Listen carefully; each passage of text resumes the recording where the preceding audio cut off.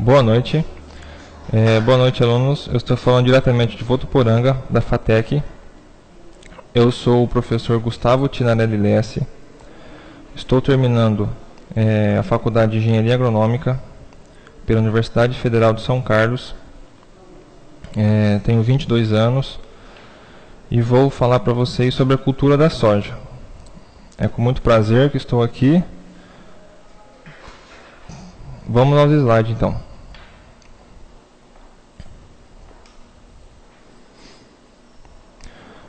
Bom, a cultura da soja, no próximo slide, ela é classificada como a família da Fabácea. Antigamente era conhecida como a família da leguminosa, porém hoje ela é conhecida como família da Fabácea. Então, se alguém perguntar para vocês, vocês sabem que atualmente ela é conhecida como a família da Fabácea. E o nome científico da soja é Glycine max, tá? Vou passar. Eu dei uma olhada na apostila de vocês, é uma apostila bem didática, achei bem legal o conteúdo, porém ela se trata muito de assuntos de química e fertilidade do solo. Vou dar uma aula só sobre a apostila de química e fertilidade do solo, mas vou trazer outros assuntos específicos da cultura, dados atuais, problemas enfrentados em campo atualmente, para vocês. A primeira referência da soja foi há 5.000 anos atrás, lá na China.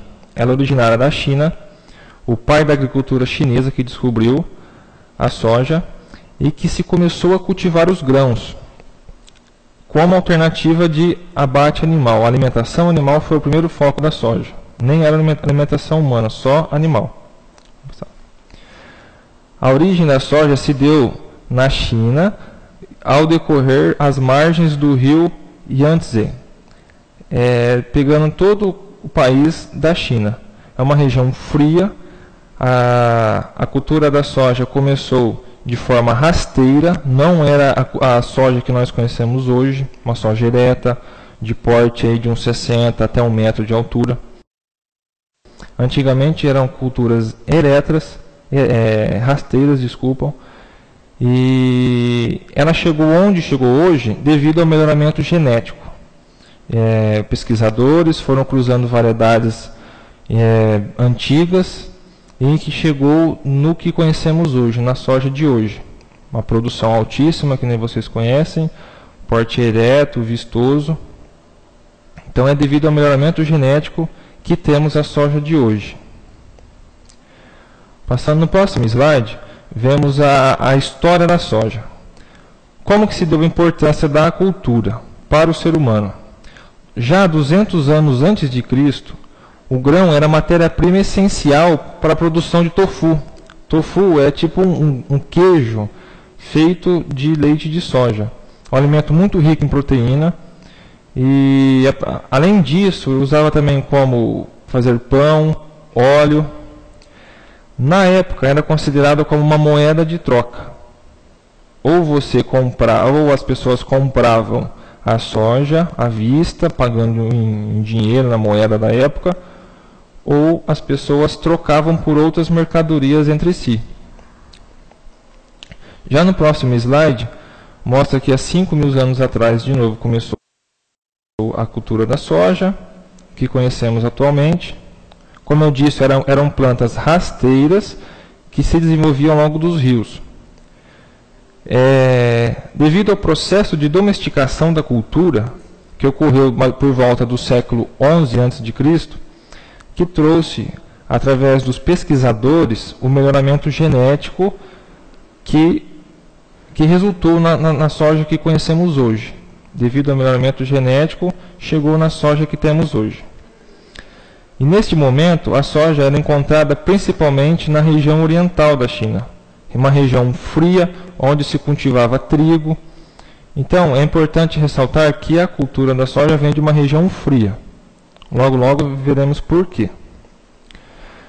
No Brasil, ela foi introduzida em 1901, no estado de São Paulo, em Campinas. Na Estação Agropecuária de Campinas foi implantada a primeira lavoura de soja no Brasil. Só que aqui no nosso estado ela não se deu muito bem, porque foram sementes trazidas, vindas da China. Então, a soja veio de uma região fria para uma região quente do nosso estado, onde ela não se adaptou bem. Por que ela não se adaptou bem? As condições climáticas e pluviométricas não eram as mesmas que tinham lá na região da China. Então, o que fizeram? A soja ela foi para o Rio Grande do Sul, onde tinha o clima próprio. Em 1914 que ela foi levada para o Rio Grande do Sul, em regiões frias, parecidas com as regiões da China. Mas, antes disso, a soja ela foi para os Estados Unidos. Esse é o caminho da soja. Da China, ela foi para os Estados Unidos. Dos Estados Unidos, ela desceu para o Brasil, veio em Campinas, mas não se deu bem, então foi para o Rio Grande do Sul, onde ela se adaptou bem. E com isso, começou-se a desenvolver o melhoramento genético para que desenvolvesse uma soja que fosse para outros estados do país. Já na década de 70, aqui no Brasil, a soja se tornava a principal cultura do agronegócio brasileiro. Como vemos no próximo slide, em 1970 para 1979, ela pulou de 1,5 milhão de tonelada para 15 milhões de toneladas. Em 9 anos, ela aumentou 10 vezes a produção no nosso país. No próximo slide, a soja pode ir além dos resultados da região sul devido ao desenvolvimento de cultivares adaptados a clima quente. Porém, o plantio direto foi algo que trouxe muito benefício e que fez com que a soja se instalasse no nosso país, principalmente na região centro-oeste. Por que o plantio direto na região centro-oeste? Lá na região centro-oeste são áreas muito grandes, fazendas enormes. E vocês imaginam eles preparando o solo todo ano, gradeando, subsolando, gasto que tem com isso. Maquinário, depreciação de maquinário, pessoas, mão de obra tem que ser muito especializada. Há gastos com óleo diesel, poluição ambiental. Então o plantio direto trouxe um benefício enorme, não só para a questão ambiental, mas para a cultura da soja, onde você cultiva outras culturas anteriores e sobre aquela palha, sem algum revolvimento nenhum, você já instala a cultura. A soja se deu muito bem nesse cultivo e está dando até hoje. Além disso, do plantio direto, a rotação de cultura trouxe um benefício enorme para a cultura da soja. No plantio direto, é imprescindível utilizar a rotação de cultura. Por quê? Uma que é para você adicionar palha sobre o solo. Palha é imprescindível no plantio direto. Tem que ter palha. Não pode de maneira alguma deixar o solo desprotegido ou com uma palha uma camada muito estreita de palha. Então, a rotação de cultura é um processo muito importante para o plantio direto. Se você fizer só a monocultura, não fizer uma rotação de cultura, uma monocultura, você degrada o solo de forma física, química, biológica. Além de você trazer para a sua propriedade as mesmas pragas. Uma monocultura, a praga persiste durante anos durante a cultura. Um ano você planta, a praga vem, você colhe, a praga some. No ano seguinte você planta, a praga aparece. Então, é uma praga que persiste. Não só praga, também doenças, aparecem muitas doenças que persistem na área durante anos e anos de cultivo. Elas não saem. Então, a rotação de cultura, o que você faz? Você planta várias culturas durante um ano. Hoje, no máximo, você consegue mais ou menos plantar até 3 culturas durante um ano. Depende da região. Rio Grande do Sul, soja, em seguida plantam trigo, em seguida um centeio, uma cevada, ou até mesmo feijão. Aqui no estado de São Paulo também pode plantar milho, soja, feijão. No Mato Grosso, milho, soja, braquiária, pastagem. No Pará, soja, milho, arroz. Então cada região, cada estado tem a sua rotação. Aquilo visando lucro, sempre pensando em lucro e em benefício ao solo.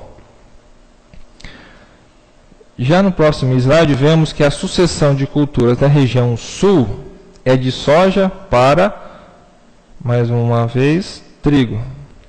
Soja para trigo na região sul. Já na região do Cerrado, é de soja, no próximo slide, era de soja para o milho safrinha, na região do Cerrado.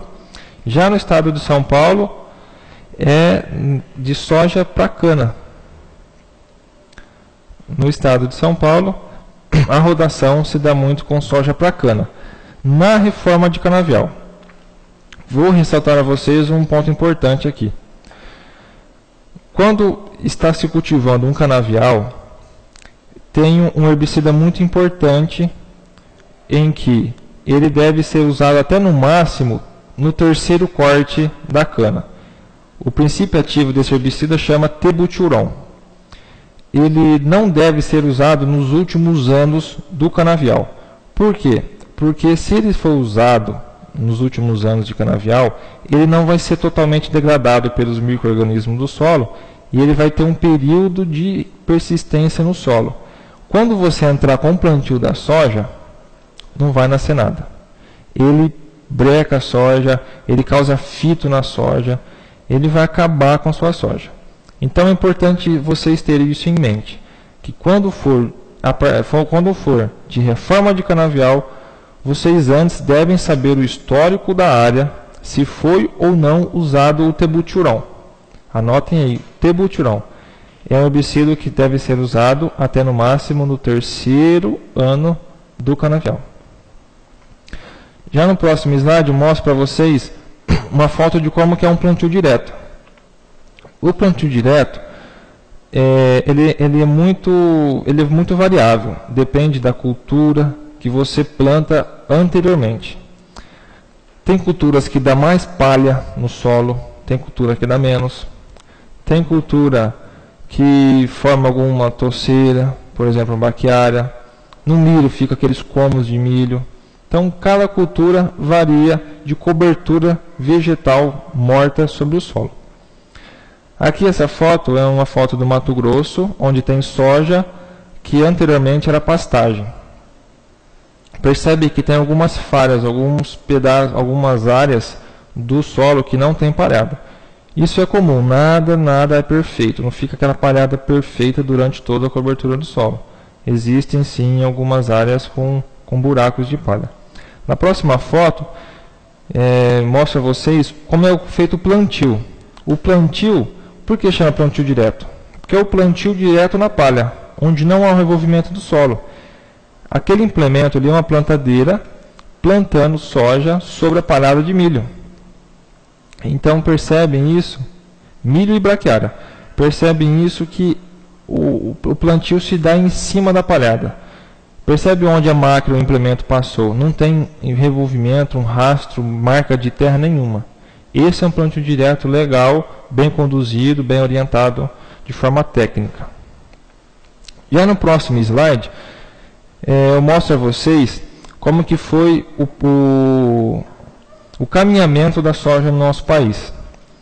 Como eu falei para vocês, veio semente de soja dos Estados Unidos, de onde eram regiões frias, temperaturas baixas, que se instalou no Rio Grande do Sul, onde que ela se desenvolveu melhor do que nos demais estados. Percebe que em 1977, somente a região sul praticamente tinha soja. Alguns pedaços um pouquinho para cima do mapa, Mato Grosso do Sul, São Paulo, tinha alguns trechos, mas bem pouco.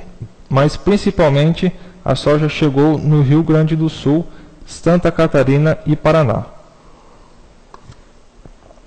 Em 2002, percebemos como que a soja subiu durante o mapa do Brasil. Já existem blocos fortes no Mato Grosso do Sul, São Paulo, Goiás, Pará, Amapá, Tocantins. A soja começou a subir. Por que isso? Volto a falar. Melhoramento genético é responsável pelo que vocês estão vendo.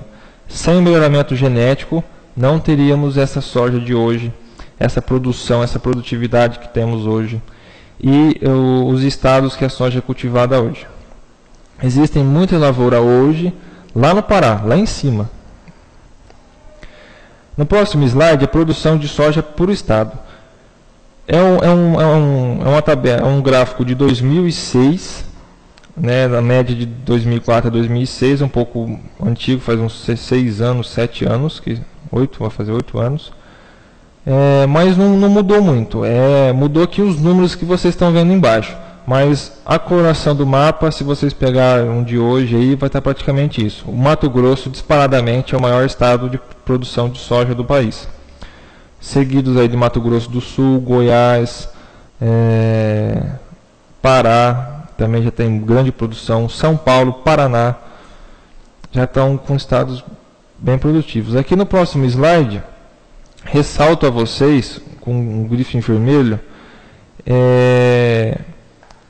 mais um toque, os dois estados que cresceram de área. Os dois estados em que a porcentagem de aumento de área foi maior. Essa tabela aqui, antes de vocês desculpam, ela é da safra anterior. Eu peguei na Conab essa tabela, destacando aqui os estados da Bahia e do Mato Grosso, os estados que mais cresceram em produção de soja do país.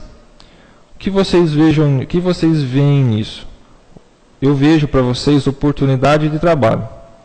Aqui estão os dois maiores estados de produção de soja do país, que devem ter campo para vocês enormes, gigantes para vocês trabalharem.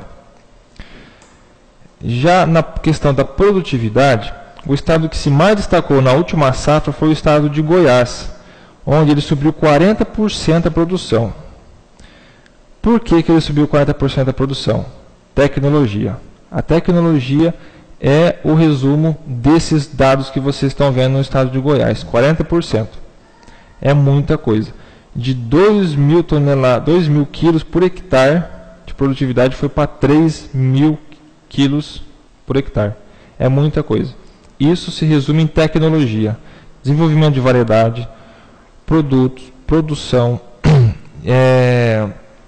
adubação, maquinários próprios, bem tecnificados, com sensores de plantio, de espaçamento, de profundidade.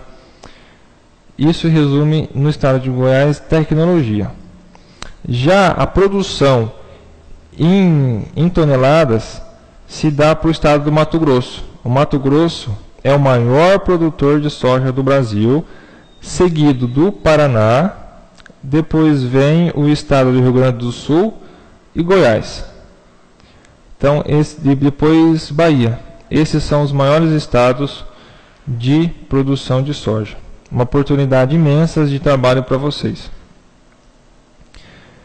Aqui o próximo gráfico, a próxima tabela mostra a vocês de novo a produção de todos os estados do Brasil. Da safra de 2010-2011 e a safra 11-12. De novo, Mato Grosso do Sul. O Mato Grosso é o maior estado, seguido do Paraná. Percebe que não muda muito. No próximo slide vemos que a safra de soja é publicada pelo Canal Rural. O Canal Rural publicou falando aqui que o Brasil ultrapassará os Estados Unidos e será o maior produtor e exportador de soja do mundo. Isso dados da USDA. A produtividade, no segundo relatório do Globo Rural, é de 42,87 sacas por hectare em outubro e de 39,6 sacas por hectare em setembro. Bom, no próximo slide eu vou falar para vocês as exigências que a soja tem. A exigência nutricional, ela que significa exigência nutricional? É a extração de nutrientes que a soja tem, ou qualquer cultura. É a extração de nutrientes pela parte aérea e pela parte das raízes da planta. Então, quando as raízes extraem os nutrientes do solo e eles se concentram nas folhas. Esse estudo, para chegar nisso que vocês estão vendo, que o maior nutriente extraído é o nitrogênio, seguido do potássio, enxofre, cálcio, magnésio e fósforo, é devido à pesquisa, primeiramente pesquisa, onde eles coletavam a parte aérea da planta, secavam e extraíam os nutrientes. Descobriu-se que o maior nutriente extraído pela soja é o nitrogênio, o segundo é o potássio, o terceiro o enxofre, quarto cálcio, quinto magnésio, seguido de fósforo. Entretanto, os macronutrientes, 80% é nitrogênio, 87% fósforo, 56% de potássio, 15% de cálcio, 22% de magnésio e 65% de enxofre. São exportados pelos grãos e, com base nisto, a ordem de exportação fica. Aqui já mostra nos grãos. O nitrogênio é o maior nutriente encontrado nos grãos, seguido do potássio, do enxofre, do fósforo, do cálcio e do magnésio. Esse slide é para dar uma base para vocês o que tem na parte aérea e o que vai para os grãos. Esses nutrientes todos são extraídos pelas raízes do solo. Já as exigências hídricas, quando que a cultura precisa de água? Qual é o período em que ela mais precisa de água? Vocês estão vendo aí no slide que é os períodos de germinação e o período de floração e granação da cultura. Germinação é óbvio, porque sem água a planta não germina. Então, é um período imprescindível antes do plantio, além do planejamento que vocês têm que ter com semente, adubo, já começar a pensar em fungicida, inseticida, vocês não podem esquecer do tempo. O tempo pode te elevarem e podem te jogar lá para baixo. Podem te dar um emprego ou podem te pôr na rua. Olhar o tempo é um papel fundamental do nosso profissional. Nosso técnico agrícola, engenheiro agrônomo, tem que estar diretamente ligado e antenado como está o tempo. Existem vários sites aí na web que vocês buscam informações, bastam ser fontes confiáveis e fazer o planejamento de chuva. Outra fase crítica que a soja tem que ter água é na fase de floração e de enchimento dos grãos. A floração por quê? Porque se não chover quando a soja começa a ter o estímulo para florescimento, ela aborta as suas flores. Abortando as flores não tem vagem. Além disso, na fase de vagem, de enchimento dos grãos, o que faz com que os grãos formem com vigor, água. Tem que ter água na época de enchimento dos grãos. Já aqui no próximo slide, a marcha de absorção. Quando que a cultura absorve os nutrientes? Definição: o que é marcha de absorção? É a curva de acúmulo de nutrientes na planta, indicando a fase de desenvolvimento que apresenta maior exigência de determinado nutriente ao longo do período da cultura. A curva de marcha de absorção é aquela curva em que aumenta a taxa de nutriente. Vocês vão ver no próximo slide que a absorção de nutrientes pela soja é medida pela quantidade acumulada nas folhas e nos caules das plantas. É uma curva crescente, sempre crescente, até atingir um ponto máximo de acúmulo, que é aproximadamente 75 dias. Então, Com isso, temos uma base até qual dia que a cultura extrai a maioria daqueles nutrientes que eu mostrei anteriormente. O fósforo, potássio, nitrogênio, cálcio. Essa curva é sempre crescente. Por quê? Porque a soja começa pequenininha e vai desenvolvendo, então aumenta a exigência de nutrientes. Daí o acúmulo é crescente, daí o acúmulo é decrescente, desculpa, o acúmulo começa até um pico de 75 dias e ele começa a decrescer. Por quê? Porque a cultura já começa a se estabilizar, ela já fica uma planta adulta, onde ela já começa a fase reprodutiva, ela paralisa o seu crescimento de uma certa forma, mas continua crescendo ainda, mesmo com a floração e enchimento dos grãos. A soja continua crescendo, ela é de crescimento indeterminado, então ela vai continuar crescendo mesmo estando em período de reprodução.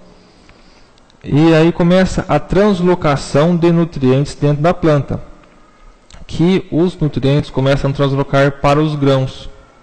Então por isso que é uma fase muito importante para a chuva. Por quê? Porque é através da água que os nutrientes vão translocar dentro dos vasos condutores das plantas. Já no próximo slide, mostro a vocês como que se dá uma curva de absorção. Essa curva, ela começa lá embaixo e vai crescendo, crescendo, crescendo, até chegar num ponto máximo. Onde é o ponto máximo? É o ponto de enchimento dos grãos, ou seja, é a fase reprodutiva da planta. Porém, no meio desse período, tem um ponto de inflexão que é chamado, que é quando a planta começa a florescer. A planta começou a florescer, é o pico, entre o pico e o início, é no meio certinho, que dá por volta aí de uns 54 dias. Já o ponto máximo de absorção, que é no enchimento de grãos, onde a soja extraiu todos os nutrientes necessários para o seu desenvolvimento e sua reprodução, se dá por volta de 83 dias. A marcha de absorção é o ponto máximo de acúmulo que compreende da floração ao enchimento das vagens. Constitui o período crítico. É um período crítico da cultura, onde a carência nutricional pode reduzir drasticamente a sua produção. Qualquer nutriente que falta no seu solo e que a planta necessita, sua produção vai cair com certeza. A aplicação de nutrientes para as plantas deve ser efetuada após o ponto de inflexão, que ocorre ao início da floração. Então, caso houver alguma deficiência de nutriente na planta, após o ponto de inflexão, que é a floração, você deve entrar imediatamente com a adubação complementar. Vamos agora aprender um pouco sobre o ciclo fenológico da cultura da soja. Os estádios fenológicos é o sistema proposto por Ferrer e Cavines em 1977. Os estádios de desenvolvimento da soja em estádios vegetativos e reprodutivos. O que eles fizeram? Esses autores dividiram o ciclo todo da soja em dois estádios: o estádio vegetativo e o estádio reprodutivo.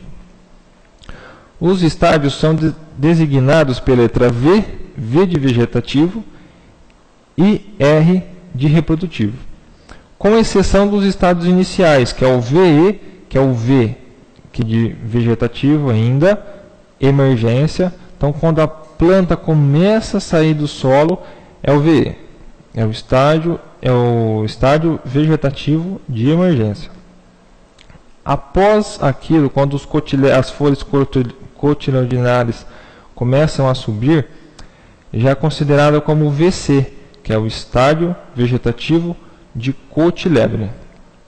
As letras V e R são seguidas pelos índices numéricos que identificam os estádios específicos nessas duas fases do desenvolvimento da planta. Aqui estão duas fotos mostrando.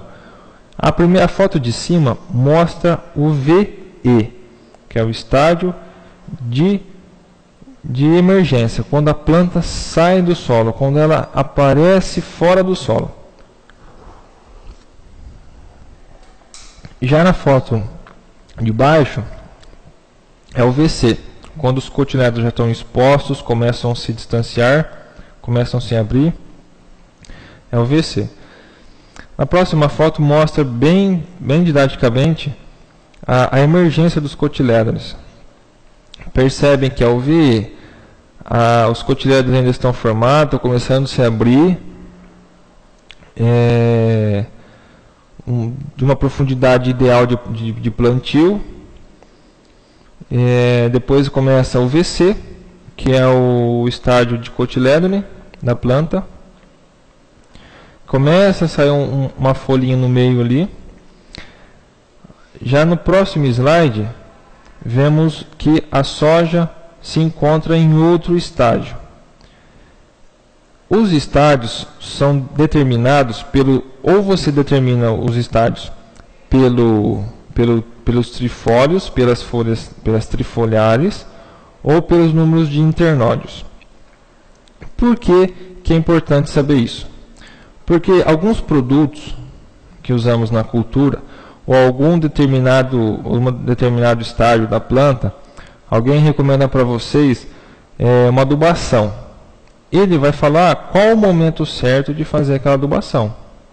Então, ele não vai falar 50 dias após o plantio ou 60 dias após a germinação você aplica esse produto. Não. Ele vai falar o estágio da cultura. Eu falo para você, aplica esse produto quando a soja estiver no V4. Ou aplique esse produto quando a soja estiver no V6. Então, isso é muito importante na prática. A prática usa muito isso, o estágio da planta. Isso é muito importante vocês saberem. Decorem isso aqui, é facinho. Por exemplo, essa foto aqui. Percebe que lá embaixo estão os cotilédones ainda. Eles não se secaram, estão verdes ainda. Por que estão verdes? Porque a planta, o que tem para cima, estão recebendo nutrientes e energia dos cotilédones. A raiz ainda não está absorvendo os nutrientes necessários para o crescimento e desenvolvimento da planta. Então, todo nutriente que a planta está precisando dos cotilédones para cima, provém dos cotilédones, as folhas cotilédones.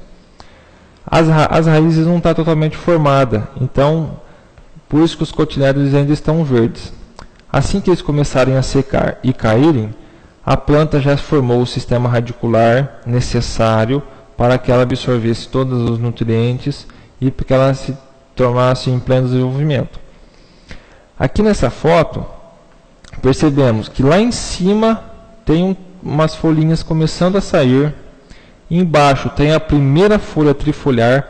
Chamamos de folha da soja de folha trifoliar, porque num fechinho assim sai 3 folhas de uma vez.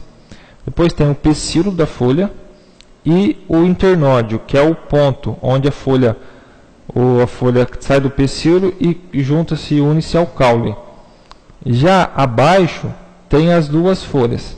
Essas 2 folhas, uma para lá e uma para cá, saíram de quando os cotilédones se abriram. Quando os cotilédones se abriram, vimos agora nas fotos anteriores, quando os cotilédones abrem, elas emitem essas 2 folhinhas. Após a emissão dessas 2 folhinhas, forma essas 2 folhas aqui embaixo que está no meio da foto. Já as 3 folhas abertas é a primeira trifólia. Então, aqui no caso, essa foto, a soja se encontra no estágio V2. Por que V2? Vamos passar para o próximo slide que fica mais fácil. O VE, já falei para vocês, o VC também. O V1, por que V1? Que é o primeiro nó. A planta tem um primeiro nó. E ela tem folhas unifoliadas completamente desenvolvidas. Folha unifoliada são aquelas 2 folhas que eu acabei de falar para vocês, que na foto anterior estava no meio. São as primeiras folhas que saem após a abertura dos cotilédones.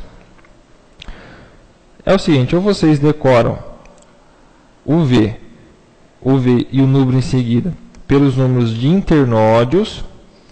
Por exemplo, o primeiro nó, chama-se de V1. Segundo nó chama-se de V2. Então, quantos nós tiverem as plantas, a planta da soja, é o V número da frente. Então, se ela tiver 6 nós, vocês contarem, ela sempre sai meio em zigue-zague. Se ela tiver 6 nós, vocês vão determinar que a planta está no estágio V6. Ou, se vocês preferirem, vocês usem pelo número de trifólio. O número de trifólio é sempre 1 a mais. Então, se tiver um trifólio aberto, mais 1 dá 2. Então, a planta está no V2. Suponhamos que a planta tem 5 trifólios. 5 trifólios, vocês contam 5 trifólios abertos. Então, 5 mais 1, 6, V6. Tanto faz vocês decorarem. O importante é que vocês saibam disso, que isso é muito usado na cultura, na prática. Em algum momento vocês vão ver isso pela frente. Até chegar em um ponto em que começa o estágio R. R, que é o estágio de reprodução. Aqui, já no próximo slide, vemos o estágio R. É um pouco mais difícil. O R1 é quando a planta começa ao início, é o início do florescimento, onde tem aquele estímulo que ela começa a querer soltar o botão floral. Ou você coloca que o estágio R1 é o estágio onde a planta solta, ou ela abre a primeira folha, a primeira flor. É difícil, para quem tem prática com isso sabe o quanto que é difícil você ver uma florzinha num pé de 1 metro, de 60 centímetros de altura, uma flor para você terminar, que é o estágio R1. É um pouco difícil. O estágio V2, os estádios V são muito mais fáceis do que o R. Esse R não vai ter tanta importância em questão de aplicação. Tem alguns produtos que sim, mas a prática vocês vão pegar fácil, isso é muito fácil. Já o R2 é o florescimento pleno. Então, quando a planta está quase totalmente florida, vocês chamam de R2, que é uma flor aberta num dos 2 últimos nós, tem uma definição, mas é um florescimento pleno, onde todos os botões florais estão formados, querendo se abrir. Já o R3 é o início da formação da vagem, onde começa a assumir as flores, começam a secarem as flores, e começam a querer soltar as vagens. É o início da liberação das vagens, né? A vagem com 5 milímetros de comprimento, num dos 4 últimos nós, já é um mais complicado essa descrição aqui do lado. Mas o importante é vocês decorarem isso. O R1 é o início do florescimento. O R2, no florescimento pleno, onde toda a planta está com botões florais. R3, início da formação da vagem. Começou a formar as vagens, a soja está no R3. No R4, a vagem está completamente desenvolvida. Ela já chegou num tamanho, aí geralmente dá 3 sementes, 3 grãos por vagem, mais ou menos, depende a variedade. Mas o R4 é quando a vagem está totalmente desenvolvida, onde ela chega no seu máximo. Já o R5 é o início do enchimento dos grãos. Quando vocês percebem que começa a encher os grãos, é o R5. É um estágio da planta, o R5, muito crítico, onde deve se tomar muito cuidado, principalmente com percevejo. Principalmente percevejo. Tem algumas lagartas, mas o principal aqui nesse estágio R5 são os percevejos. Lagartas são mais perigosas nas folhas, no início do desenvolvimento, ou no estágio de vegetação, de vegetativo. Enfim, já no R6 é no grão cheio ou completo, onde o grão já está no seu máximo de desenvolvimento, com os grãos já bem cheios. vocês percebem ainda que nesse estágio os grãos não se formam assim tudo uniforme. A planta inteirinha fica bonitinha. Alguns ficam para trás, outros vão chegando, mas geralmente é isso. Quando as plantas estiverem com os grãos cheios e ainda verdes. Os grãos verdes, a vagem está verde ainda. Já no R7 é o início da maturação. Quando as folhas começam a secarem, a amadurecerem, a planta começa a entrar em estágio de senescência, começa a querer secar a planta e os grãos. Já no estágio R8 se dá a maturação plena. No estágio R8, 95% das vagens já estão com coloração madura, quase próximo ao ponto de colheita. Coisa de mais uns dias já começa a colheita.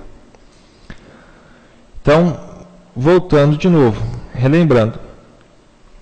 E isso é muito importante para vocês, vou voltar no slide. O estágio vegetativo tem o estágio VE, que é o estágio de emergência, onde os cotilédones acima da superfície do solo começam a sair do solo. No estágio VC, que é o estágio de cotilédone. O V1, de novo, ou vocês decoram pelo número de trifólio ou pelo número de internódio.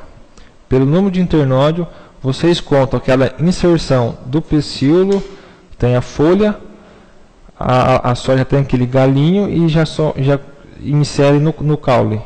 Ali é o internódio. Ou vocês contam pelo aquele número de internódio, que já vai dar direto no V o número na frente. Quantos internódios tiverem, é o número da frente do V. Ou se não, vocês usam o número de trifólios, as folhas que têm 3 folhas. Vocês contam aquelas que estiverem totalmente abertas e veem qual o número das folhas abertas de trifólio e somam mais um. Quando vocês somam mais um, exemplo, tiver 5 folhas abertas, 5 trifólios abertos, mais um é o estágio V6. É simples, fácil, vocês vão encontrar isso muito. Então por isso que eu estou voltando para relembrá-los. Já no estágio reprodutivo, tem desde do R1 até o R8. O R1, início do florescimento. Começou a florescer, R1. R2, florescimento pleno. A planta floresceu de cima e embaixo, florescimento pleno, R2. R3 é quando começa a formação das vagens. Quando se dá o início da formação das vagens. Começou a formar as vagens, é o R3. Já o R4 é quando as vagens estão completamente formadas. Só que ainda não começou a formação de grãos. Somente o comprimento e a largura da vagem. Já no R5 começa o início, o enchimento dos grãos. É um período muito crítico, principalmente com percevejo e água, chuva. Já no R6, os grãos estão cheios ou completos. Geralmente começa a soltar lá bastante pelo, fica uma vagem bem pilosa. Os grãos começam a ficar duros, firmes. É um estágio também crítico para percevejo aqui. É um estágio muito crítico para percevejo. Depois tem um R7, que é o início da maturação. A planta começou a entrar em estágio de maturação, já é o R7, onde as folhas começam a querer amadurecerem, começa a secar algumas folhas, os ramos começam a secar, o caule da planta também. Já o R8 é o último estágio de reprodução da soja. É o estágio onde tem um florescimento, a maturação plena, onde 95% dos grãos ou da planta já está em fase de maturação, em cor de madura. Bom, no próximo slide, eu vou falar para vocês agora sobre a função e sintomas de deficiência de macronutrientes. O nitrogênio, começar pelo nitrogênio. A soja apresenta grande demanda por nitrogênio. Já vimos isso anteriormente. Devido ao elevado teor de proteína dos grãos. A soja é dada, o farelo de soja é dado para os bovinos, os gados. Por quê? Porque ele é riquíssimo em proteína. Então, um alimento utilizado proteico na forma de ração, quando vai se preparar ração para o gado, usa-se o farelo de soja, que ele é de 36% a 42% só proteína, é muito rico em proteína. Vou falar uma coisa para vocês. Quando vocês verem em algum lugar escrito complexo soja, geralmente é em questão de exportação, quando eles estão mostrando os dados de exportação do país, vocês veem lá milho, trigo, soja, complexo de soja. O que é o complexo de soja? O complexo de soja é a farelo de soja, o óleo de soja e a soja in natura. Esses três juntos dão o complexo de soja. Só por título de curiosidade. Então, o nitrogênio promove o crescimento vegetativo vigoroso da planta, armazenando proteínas que serão translocadas para o enchimento dos grãos. Então, o nitrogênio forma proteína dentro da planta que serão translocadas para os grãos, da onde que é o principal alimento proteico para os gados. Quando a planta está adequadamente suprida.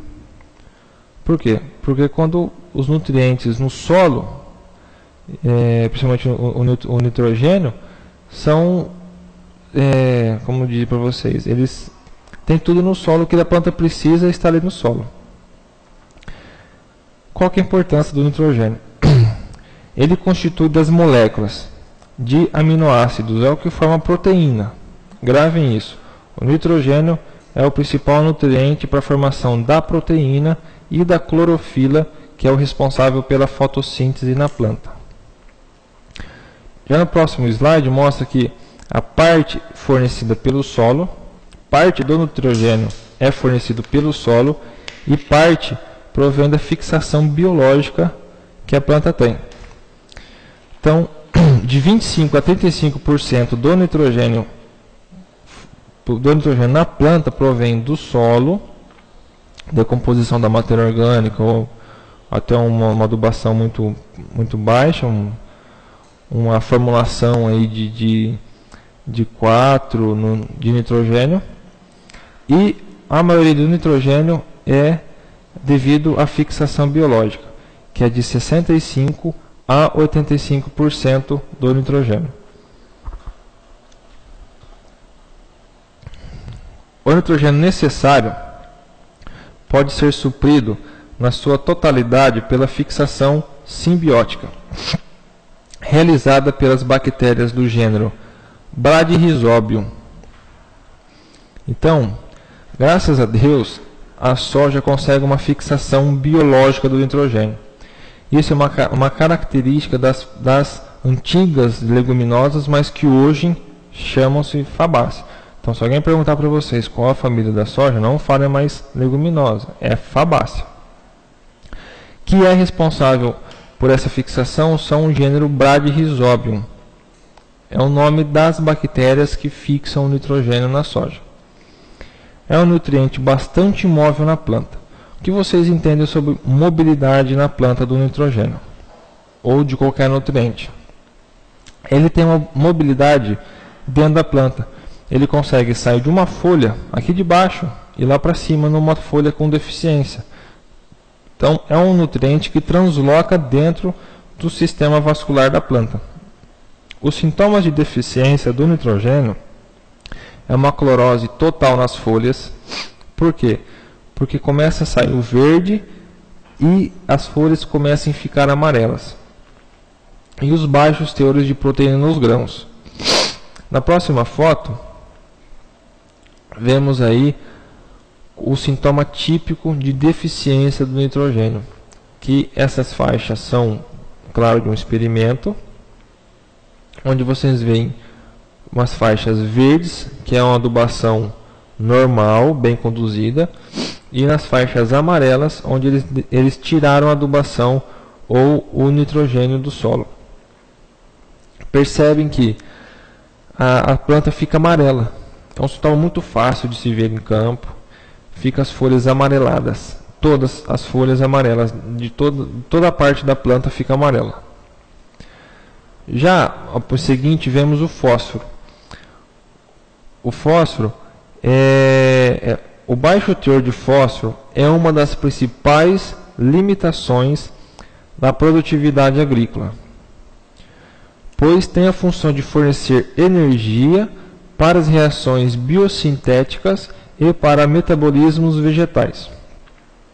Além disso, dentro da planta, o fósforo é muito importante no grão. Por quê? Porque a semente da soja, como vimos anteriormente, lá naquela fase VE que eu falei para vocês, onde ela começa a romper a camada do solo, ela começa a erguer, que a soja não é igual ao milho. O milho, a semente do milho, quando começa a germinar, fica no solo. O milho, a semente não sai para fora do solo igual a soja. Já a soja não. Quando você planta a semente da soja, ela começa a levantar. Então ela rompe aquela camada de solo. E para ela romper aquela camada de solo, ela necessita de fósforo, que o fósforo é o nutriente responsável por fornecer a energia necessária para a planta conseguir vencer essa camada de solo. Então, o fósforo é um nutriente imprescindível que deve ter, com certeza, na semente para que você tenha uma boa produção. Por que às vezes não tem esse fósforo necessário para ela romper essa camada de solo? Má adubação. Quando vocês plantam soja para ou fazer óleo, ou extrair o óleo e o farelo, soja in natura, exportação. A questão do grão de proteína também é importante, uma forma de pagamento mais para frente. A soja às vezes também é paga por fósforo na semente. E tem aquelas pessoas, empresas de semente, que tem que ter o fósforo na semente. Então essas empresas investem muito em adubação fosfatada, adubação de fósforo. Por quê? Porque a semente dessas empresas tem que ter com certeza uma quantidade boa de fósforo para que as pessoas plantem essa semente e que essa semente germine. Porque se não germinar, vai dar um processo, alguma coisa para essas empresas. Então elas se preocupam muito com a questão de adubação das plantas que serão destinadas, a produção destinada daquelas plantas serão para a semente e não para o comércio, exportação ou de uma forma comestível, ou pelos seres humanos ou por animais. Então, a importância do fósforo é fornecer energia para o trabalho mecânico da germinação na semente, a germinação, o trabalho mecânico de romper aquela camada de solo, e também pela multiplicação celular, que é quando a semente começa a germinar, há uma multiplicação celular muito acelerada. Até o crescimento, todo o crescimento da planta, mas principalmente do início. Por quê? Porque todo o fósforo, a energia necessária para a planta crescer, provém da semente. Então o fósforo, mais uma vez, é muito importante estar presente na semente. E com isso, acelera a formação do sistema radicular e o enchimento dos grãos mais para frente. Os sintomas de deficiência as plantas apresentam, quando a planta está com deficiência de fósforo, ela apresenta uma coloração arroxeada ou vermelha. E a emergência e o crescimento fica lento. Então, quando a semente não tem pouco fósforo necessário, a germinação se dá por lenta. E o crescimento inicial também lento. Então, é muito visível isso em campo. Vou mostrar em seguida uma foto para vocês. Já quando as plantas ficam mais velhas, elas ficam com uma coloração roxa. Elas começam a ficar uma coloração roxa nas folhas, puxado para um vermelho. O crescimento radicular também é prejudicado. o sistema radicular fica bem restrito, pequeno, ela não se desenvolve totalmente as raízes, explora um volume maior de solo. As plantas mostram estioladas, algumas plantas estiolam, crescem de forma indeterminada e às vezes a cama tomba e atrapalha na colheita. O crescimento é bastante prejudicado mesmo com deficiência de fósforo. A baixa inserção de vagens, o atraso do florescimento e a maturação desuniforme também são deficiências de fósforo. Olha como no próximo slide, fotos mostrando deficiência do fósforo. É um vermelho puxando para um laranjado, às vezes algumas variedades apresentam uma coloração roxa. Então, essas cores que vocês estão vendo é um sintoma típico de soja. Isso em campo, assim como o do nitrogênio, é bem visível. Nenhuma outra deficiência de um outro nitrogênio, de um outro nutriente, deixa a planta com essa coloração. Como vimos, o nitrogênio fica uma coloração amarelada, toda a planta fica amarela, e no fósforo ficam umas folhas arroxeadas. E já embaixo é a questão da formação da planta, onde a planta fica pequena. Com deficiência de fósforo, essas plantas aqui no começo da foto de baixo, percebe que elas estão menores do que as de trás. As de trás só foram bem preparadas, foram adubadas corretamente com fósforo. Já as da frente não tem fósforo. Olha que diferença, imaginem que diferença vai dar isso na produtividade. São fotos que eu peguei da Embrapa Soja. No próximo slide, esse aqui é um resultado, é um dados de experimento, de trabalho científico que eu tirei, mostrando o total de vagens como adubação de fósforo. Aqui, percebem na primeira tirinha vermelha, o total de vagens com e sem fósforo. Sem fósforo, o total de vagem de uma planta foi de 44,5, 45 vagens por planta, quando você aduba sem fósforo.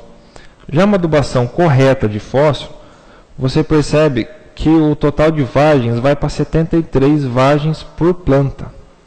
Então imagine isso na questão de produtividade, quanto que vai dar de diferença na produtividade de uma planta com 45 vagens e uma planta com 73 vagens.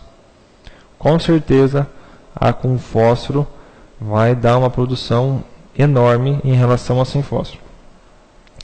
Já na questão de grãos, quando trata-se de grãos, o total de grãos sem fósforo foi de 87 grãos por planta. E já com a adubação correta de fósforo, no experimento mostrou que o número de grãos é de 136 grãos por planta. Uma diferença aí de 50 grãos por planta de uma planta adubada corretamente e uma planta incorretamente adubada. Já o fósforo nos grãos, a terceira tirinha em vermelho mostra a importância que eu falei agora há pouco do fósforo nos grãos. A bem adubada mostrou 1,4 de fósforo no grão. Já a com adubação mostrou 4,4 gramas por quilo nos grãos. Então percebe que quando você destina uma lavoura para a semente, você vai conduzir aquela lavoura de soja para o ano seguinte para ser semente, exige uma correta adubação de fósforo. Aqui está mostrando no gráfico, aqui na tabela, que 1,4 foi quando foi sem adubação de fósforo e 4,4 com adubação de fósforo. Então, com certeza, isso vai dar uma diferença enorme quando for essas duas sementes com e sem fósforo foram plantados no ano seguinte. Já no próximo slide vamos falar sobre o potássio. Diminui a incidência de doenças na planta. O potássio na planta, ele torna a planta mais resistente às doenças. Ele torna a planta mais tolerante a algumas doenças, que aumenta a resistência ao acamamento, pois acelera a lignificação das células e do esclerênquima. É um nutriente muito móvel na planta. Ele sai com facilidade de folhas, passando para outras e translocando dentro dos sistemas vasculares das plantas. Então ele se move na planta. A importância: é um excelente ativador enzimático e regulador osmótico. Bom, o que é importante para nós são os sintomas de deficiência, que é os visuais em campo. Sintomas de deficiência: a clorose nas bordas das folhas velhas. As folhas velhas são as folhas da parte de baixo da planta, formam uma clorose na borda da folha. Seguido de necrose. Devido à formação de putrescina, a soja, quando entra em senescência, ela fica com a haste verde, o que prejudica a colheita. Por quê? Na próxima foto vemos uma soja com a haste verde. Vocês imaginam isso numa colheita? Quando a colhedora for entrar na área para colher a soja e tiver situações dessa, com a soja com caule verde, vai embuchar a máquina, vai dar um transtorno enorme para a colhedora. Vão ter grãos ainda verdes, que vai cair a sua qualidade dos grãos. Enfim, quando a gente não quer isso no campo, que é essas hastes verdes, tem que estar secas no todo. Toda a sua lavoura tem que secar uniformemente de uma vez, não ficar nesse aspecto de verde. Já na foto do lado, eu peguei na revista Plantio Direto, de 2012. Percebe a deficiência do potássio nas folhas. As folhas começaram ficaram amarelas. As folhas de baixo, as folhas mais velhas, percebe que é nas bordas.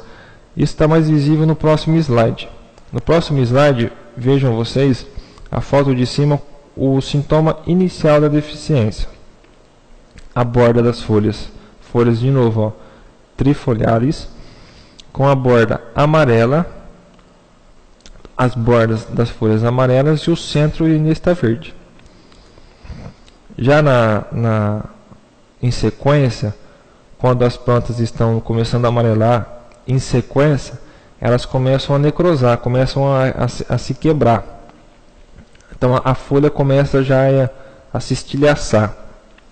Então esse é um sintoma crítico da deficiência de potássio.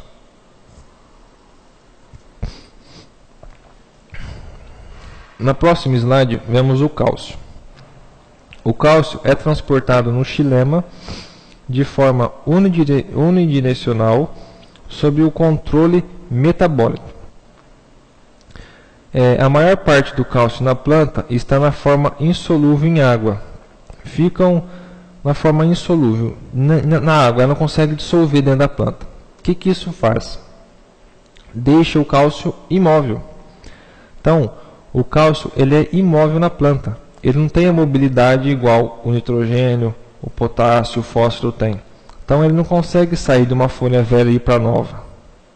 Então, com isso, a deficiência de cálcio se dá em folhas novas.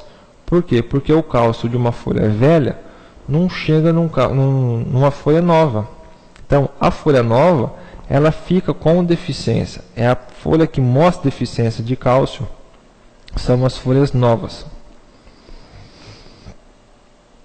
Sintomas de deficiência do fósforo: a redução de crescimento do tecido meristemático no caule. Apresenta nas folhas das pontas da planta. Aparece primeiro uma clorose da margem das folhas novas e desintegração da parede celular. Então as folhas começam a se enrugar. No próximo slide vemos bem detalhado. Observem aí essa foto da Embrapa. São folhas novas dos ponteiros e elas começam a encarquilhar. O que é encarquilhar? Elas começam a se juntar assim as folhas. Não fica uma folha aberta, vistosa. Ela começa a se juntar e fica um tecido mole. Uma folha fica muito mole. Isso é sintoma típico de deficiência de cálcio. Já na foto de baixo, vemos as partes moles, são tudo folhas novas. Então o cálcio, você vai ver deficiência de cálcio somente em folhas novas. Já no próximo nutriente é o magnésio. O magnésio corresponde a 2,7% do peso da clorofila. Clorofila esta que é muito importante para a fotossíntese em qualquer planta. Não só na soja, mas em todas as plantas, o responsável pela fotossíntese é a clorofila. Fazendo parte, o magnésio faz parte da composição química que está no cloroplasto. O cloroplasto forma a clorofila. E é um nutriente altamente móvel na planta. Ele é muito móvel na planta, ao contrário do cálcio. Ele é muito móvel. A importância dele correspondente da clorofila, ativador de várias enzimas relacionadas à síntese de carboidratos. Na próxima foto vemos os sintomas de deficiência do magnésio. Uma clorose internerval com reticulado grosso em folhas velhas. O que é isso? As folhas velhas, de novo, são as folhas de baixo da planta com reticulado grosso. O reticulado grosso que aqui se refere é nas nervuras quando tem aquela coloração verde. Ela é um pouco grossa, aquela coloração verde. Então a amarela fica entre as nervuras da folha, ficando verde somente as nervuras da folha. A folha não fica totalmente amarela igual o nitrogênio. Percebem a diferença? As nervuras ainda ficam verdes. Esse é o sintoma típico de magnésio. Já o enxofre é aproximadamente 90% do total de enxofre encontrado na planta estão na forma orgânica. E o enxofre é pouco móvel, é quase igual a um cálcio, ele é muito pouco móvel na planta, não tem uma mobilidade na planta, de sair de folhas velhas e ir para folhas novas. A importância do enxofre é que ele forma proteína, que é um nutriente muito importante para a cultura da soja. E ele representa também o teor de óleo no grão. Então, o enxofre está relacionado diretamente com o teor de óleo no grão. Quanto mais enxofre tiver na planta, mais óleo vai conseguir ser extraído do grão depois lá na indústria. E ele promove uma maturação uniforme dos grãos. Os grãos se maturam uniformemente. Na próxima foto, os sintomas de deficiência é uma clorose em folhas novas. Então, de novo, forma um amarelecimento nas folhas de cima da soja, somente nas de cima. O nitrogênio é na planta toda. O enxofre é só nas folhas novas. Por quê? Porque ele é pouco móvel na planta. Agora, em sequência, função e sintomas de deficiência de micronutrientes. Eu prefiro deixar para a próxima aula os micronutrientes. Já tratamos dos macronutrientes. Deixa os micronutrientes para a próxima aula. Eu quero que vocês mandem no meu e-mail aquilo que vocês querem que eu trate em aula. Os assuntos interessantes, aquilo que vocês querem saber sobre a cultura da soja.